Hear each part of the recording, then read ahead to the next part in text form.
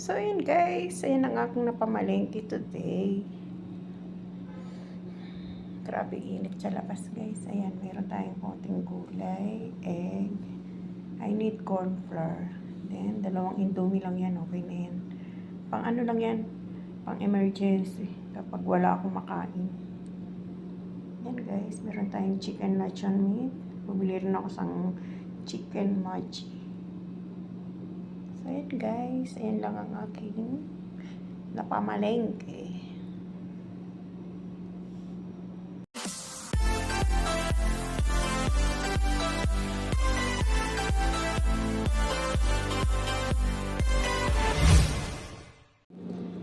Hello guys! Oh, grabe init sa labas guys. Ayun guys, kakadating ko lang bumili ako ng aking pagkain.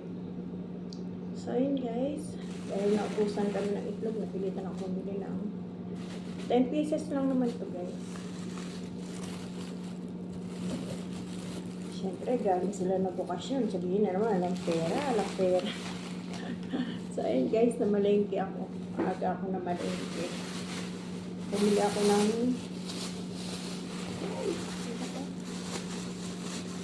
konting ubas.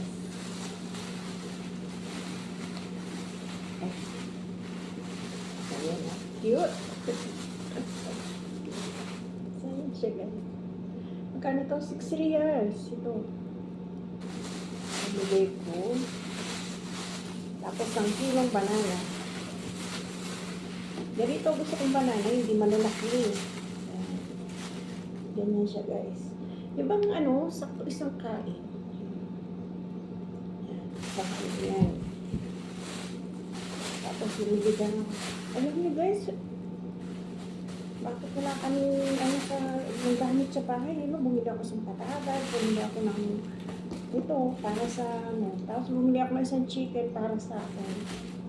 Ano, pag nililaga ako, kailangan ko ng energy, kailangan ko ng sabaw. So, yun guys, yan ang napamili. Ano to? Nilingan ako, kakadating ko, grabe init. Pinalis ko lang uniform ko. Dahil nabasa ako ng pawis. Magkano na to? Nabili ko almost 50 reals na to. Tapos bumili na ako na ito. Magkano to? 7 reals. Bumili ko. In case of ano, kasi yung pag-inom ko ng gamot sa gabi, kailangan 7:30, nakakain na ako. Eh, nagdi-dinner dito, alas 12, alas 11. O, di syempre, tulog na ako nun.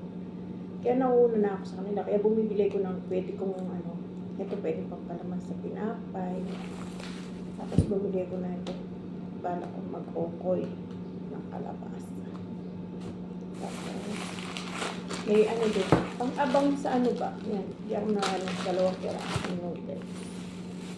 Bili din ako ng chicken strips ko guys. Ay naku, wala talaga ang stock kami ngayon. Tapos bumili din ako ng ano, chicken luncheon meat. Yung maliit lang, 650 yan. Tapos bumili din ako ng ice cream ko nandun sa freezer. Tapos yung chicken ko nandun na lulutuin ko siya. So yun guys, ganito dito guys. Hindi mo, kung may pambili ka naman, huwag mo na silang antayin bumili kasi wala. Namamatay ka sa sinusumpo ako ng acid sa mga amo ko. Binibiling pagkain, puro ayaw ko, bili na ng shawarma, bili ng pizza, bili ng puro ganun, nung malimit biling hapunan. Kaya malimit guys, hindi na ako naghahapunan. Kaya sa umaga, pagising ko sa umaga, nag-ano talaga ako ng makakain na maayos. Kaya yan, bumili na ako. Meron pa akong gulay sa rep ko eh, ano. May polio pa ako, kalabasa, tsaka pechay. Kasi ayan, maglililaga ako ng ano, ng chicken. Gusto ko man sabaw, parang, kaya lang, uyo ko muna ng sinigang, uyo ko muna ng maasim kasi ilang araw nang nakaano yung acid ko guys. Nahihirapan ako, kaya ito, bumili ako ng banana. In case na nangasimsik mura ako, meron ako pwede na yung sa akin. Grabe init sa labas guys, alas 9 ng umaga na kasi. Dapat kanina pa ako eh, hinantay ko pang dumating si Papa kasi hindi ako pwedeng lumabas ng tulog yung mga bata ng, siyempre iwan ako bukas yung gate, yung main door namin.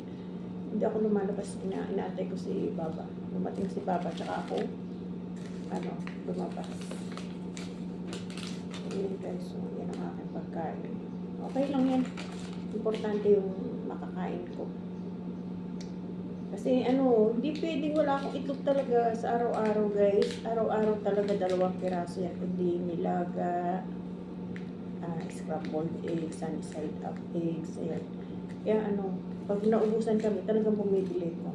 Nakita nga ni among lalaki ni Baba, sabi niya, wala na tayong itlog. Itlog sabi, 2 beses na nga ako bumili ng tag 10 pesos.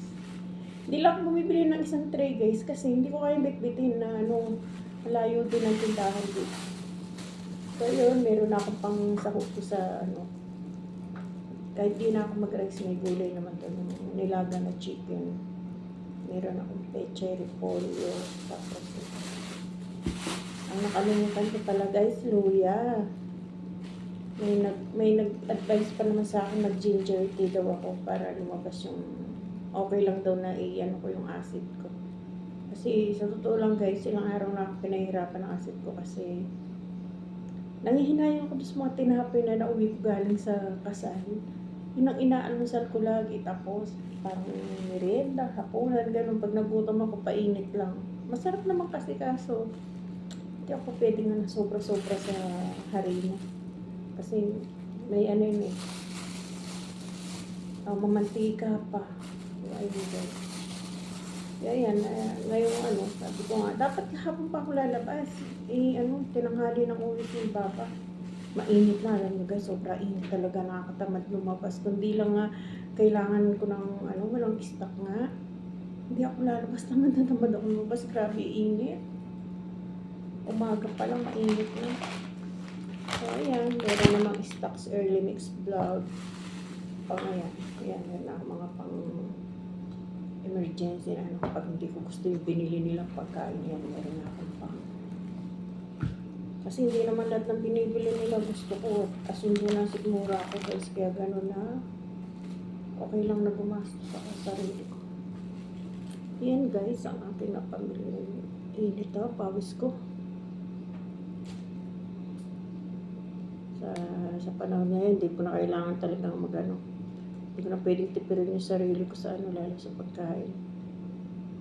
Pagkain talaga importante sa akin dahil pag nalipasan ako ng gutom, sumusumpong talaga yung acid ko guys. Yan ang problema ng may